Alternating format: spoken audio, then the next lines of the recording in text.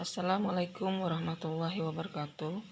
Kali ini kita masuk dalam bab 3, yaitu tentang pewarisan sifat dalam pemuliaan dan kelangsungan hidup makhluk hidup. Subbab materi genetik sebagai dasar pewarisan sifat. Perhatikan gambar berikut. Apakah ada kemiripan? Ya, tentu saja ada mirip. Karena apa? Karena sifat-sifat tersebut yang dimiliki oleh ayah dan ibunya akan diturunkan kepada anak-anaknya. Pewarisan sifat dari generasi ke generasi itu disebut dengan hereditas.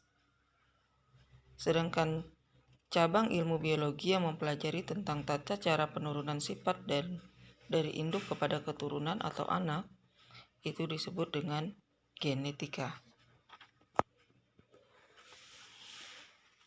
Yang akan kita pelajari di sini adalah materi tentang genetik. Apa saja materi tentang genetik? Materi genetik ini memegang peranan penting dalam proses pewarisan sifat. Warna kulit yang kalian miliki, bentuk rambut, hidung, dan bahkan jenis penyakit yang dimiliki seseorang tidak serta-merta hadir dalam tubuh. Setiap sifat dan karakteristik yang ada pada setiap orang itu adalah warisan dari orang tua yang diwariskan melalui materi genetik. Ayah akan mewariskan materi genetik melalui sel sperma, sedangkan ibu akan mewariskan materi genetik melalui sel ovum atau sel telur. Materi genetik dari ayah dan ibu akan bergabung melalui proses pembuahan. Karena adanya penggabungan materi genetik ini, maka pada diri kita muncul karakteristik yang mirip dengan ayah dan karakteristik yang mirip dengan ibu. Ya, di sini ada sebuah gambar masih menyinggung masalah materi genetik. Kita ambil saja misalkan dari kulitnya. Nah, dari kulit kemudian diambil lagi jaringan kulitnya. Dari jaringan kulit diambil yang paling kecil lagi, yaitu tentang sel kulitnya. Di dalam sel kulit itu terdapat yang namanya kromosom. Kemudian di dalam kromosom itu terdapat kromatid. Di dalam kromatid itu terdapat kromatin yang terdiri dari protein halus dan DNA. Jadi kalian bisa tahu bahwa materi genetik yang berperan dalam pewarisan sifat itu adalah gen, asam nukleat. Dalam hal ini asam nukleat itu adalah DNA dan RNA.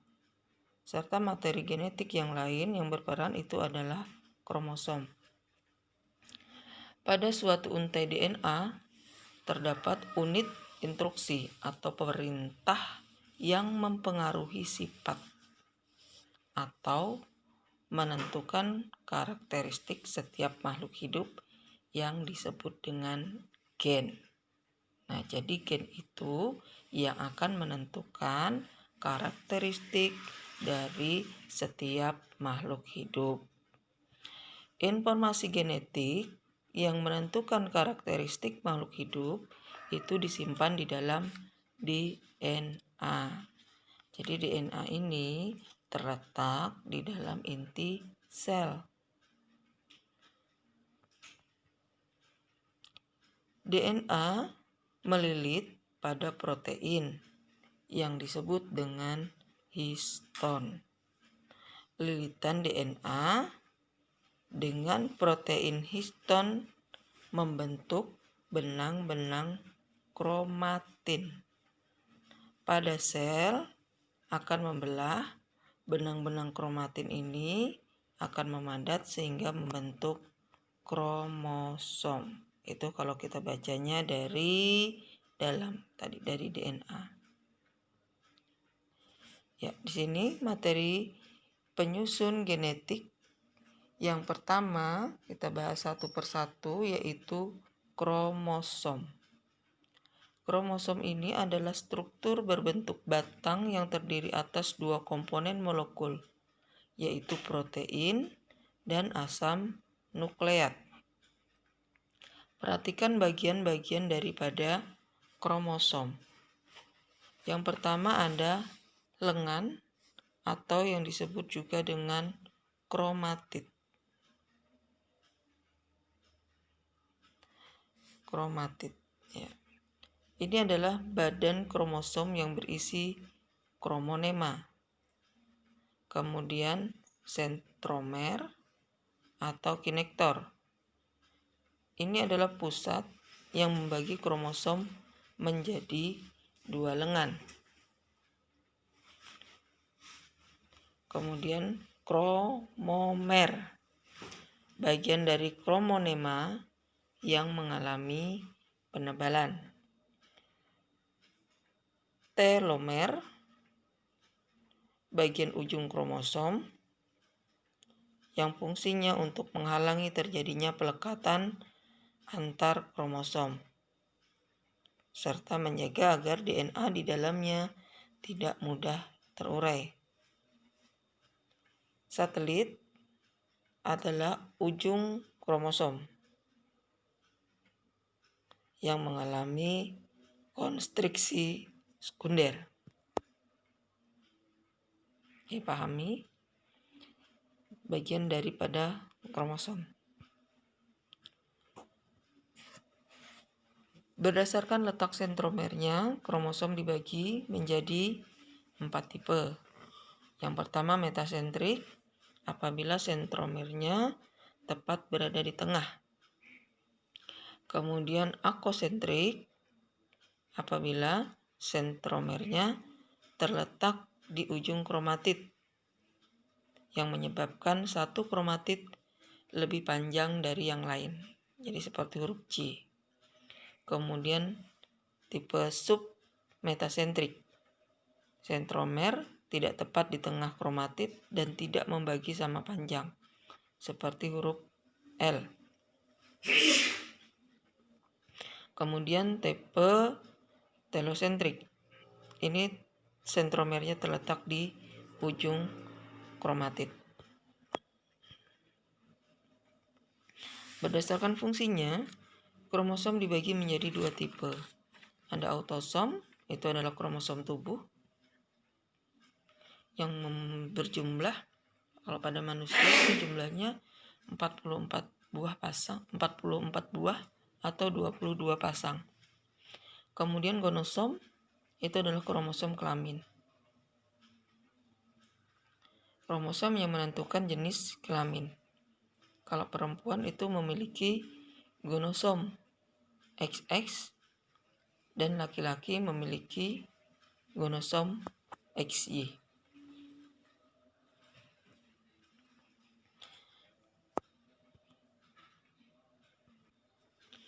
Kemudian untuk jumlah kromosom pada manusia itu memiliki 46 buah kromosom.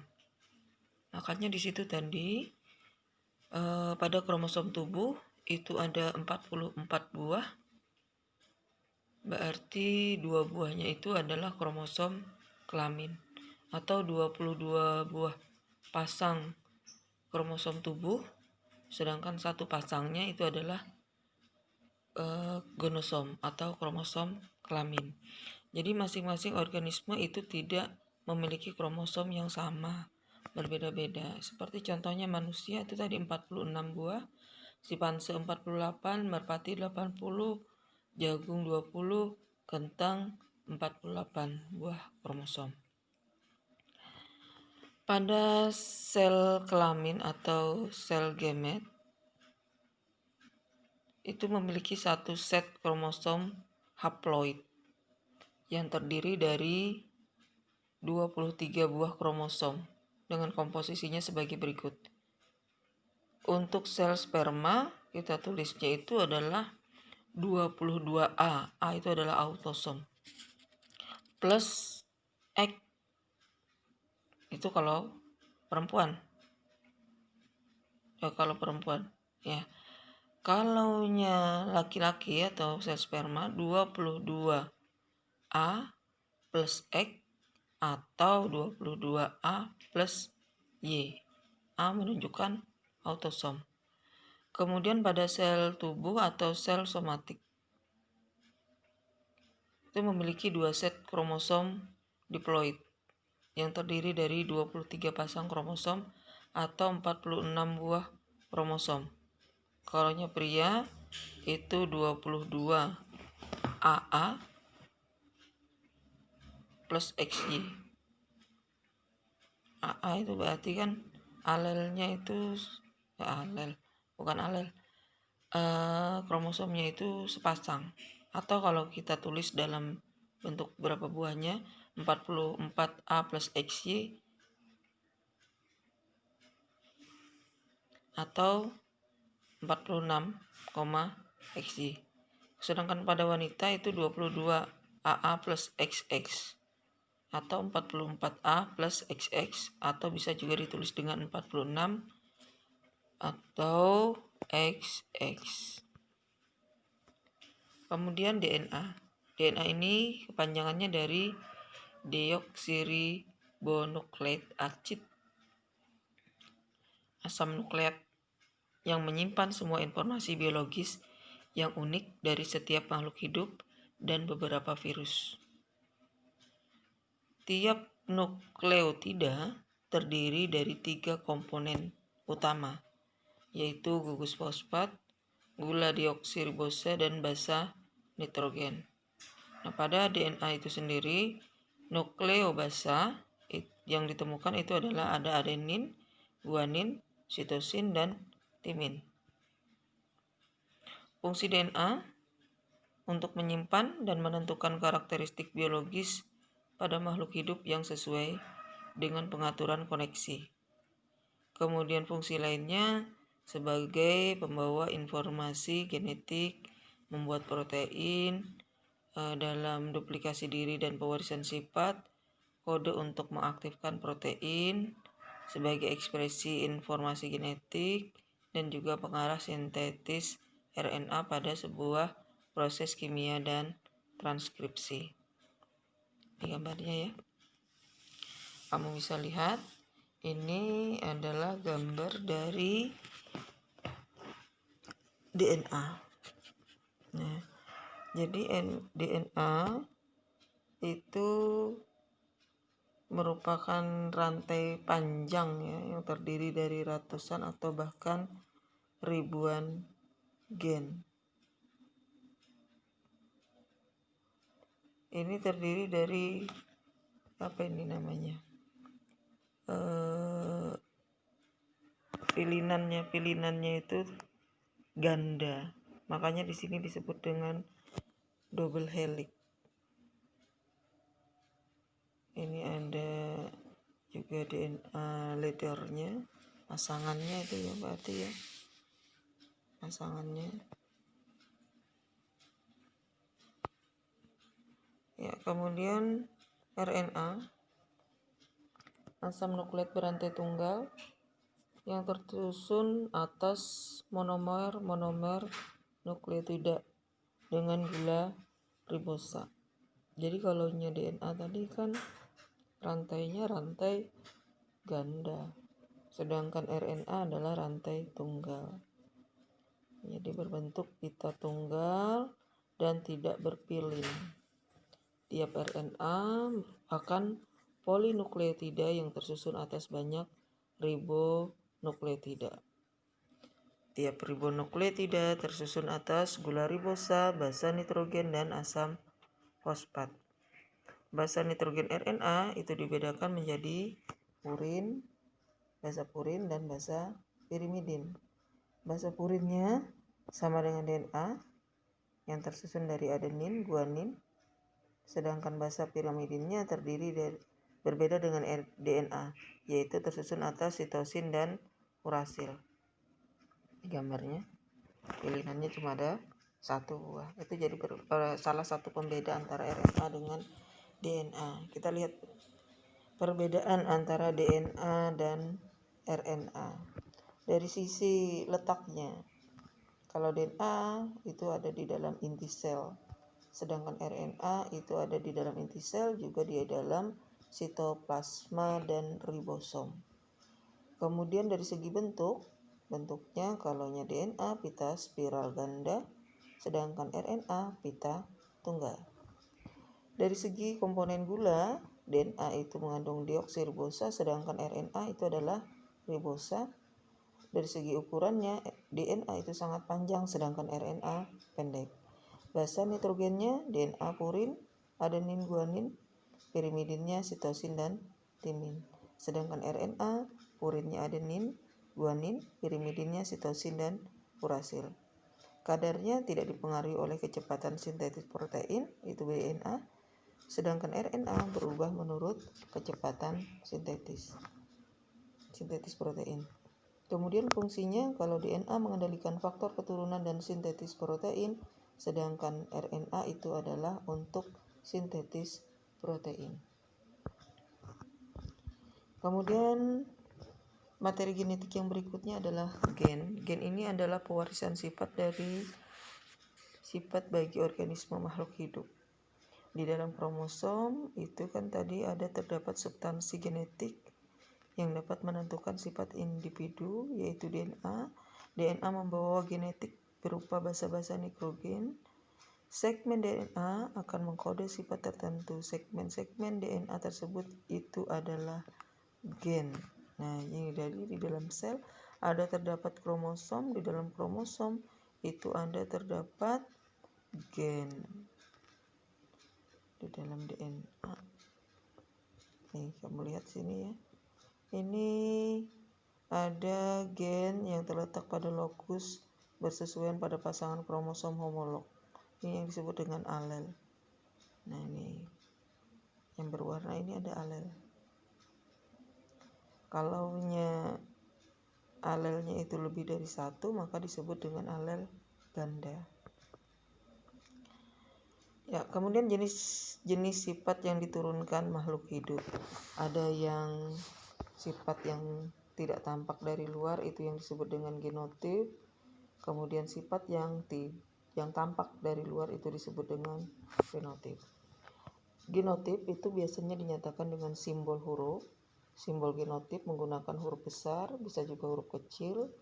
Huruf besar menunjukkan sifat yang dominan atau sifat yang muncul. Adapun sifat huruf kecil itu menunjukkan sifat resesif atau tersembunyi. Contoh, simbol M besar, M kecil. Itu untuk M besar, gen yang menentukan bunga warna merah. Sedangkan M kecil, gen yang menentukan bunga warna putih. Di sini kelihatan. Lalu sifat yang muncul yang mana?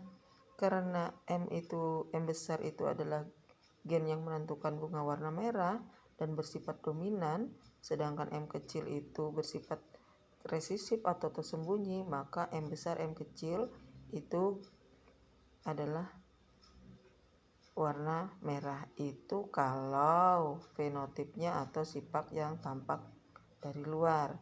Tapi kalau genotipnya saja itu hanya M besar dan M kecil. Bisa juga M besar, M kecil, M kecil. Itu juga menunjukkan genotip. Jadi intinya genotip itu memakai simbol huruf. Nah, genotip dapat berupa satu homozigot. Homozigot itu apabila memiliki pasangan alel yang sama. Misalkan M besar, M kecil, M kecil. Sedangkan heterozigot itu adalah individu yang memiliki pasangan alel yang berbeda. Misalkan M besar, M kecil, T besar, T kecil, H besar, H kecil, dan seterusnya. Ya, kemudian fenotip. Fenotip merupakan sifat yang dapat diamati secara langsung, seperti yang saya contohkan tadi ya. Misalkan tadi bunga warna merah, bunga warna putih. Nah, itu pada warna bunga.